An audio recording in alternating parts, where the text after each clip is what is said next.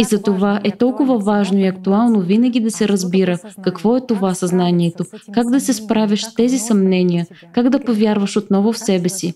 Игор Михайлович, как човек да повярва в себе си? Това е много добър въпрос. Да повярваш в себе си всъщност е много лесно, но за това е нужно да положиш усилия.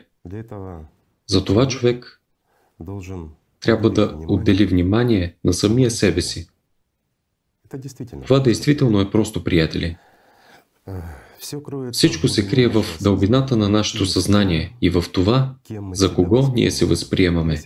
Ако човек не е запознат със знанията, ако той е далеч от вътрешната работа, аз не говоря даже за духовната работа, аз говоря за вътрешната работа.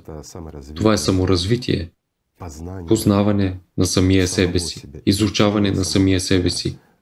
Какво са това нашите мисли, как идват те, как те се формират, защо те доминират над нас, как се появява мисълта и как тя се реализира вътре в нас. Към какво води една или друга мисъл? Ако човек не се замисля за това, то той не живее, съзнанието му живее вместо него.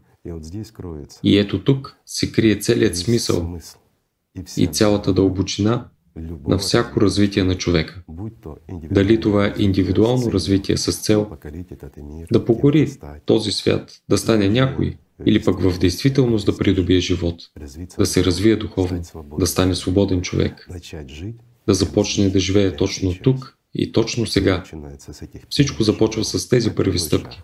А първата стъпка, приятели мои, това е и точно процесът за наблюдение на себе си. Ти ли формираш мисълта или тя идва при теб от някъде? Ако тя идва при теб разгърната, готова, а ако тя още притегля след себе си и емоции, то откъде се появява тя и защо, ако ти не я поръчваш? Ето прост въпрос. Много хора, в разговор с тях, те казват, как мога аз да отделя нещо, ако това са моите мисли? Това нали съм аз? Тоест човек даже не разбира, че той не е мисъл. Той е онзи, който наблюдава за това и онзи, който после, да кажем така, отчаяно се ругае. Защо постъпих така в онзи момент или така в друг момент? Та нали това е така?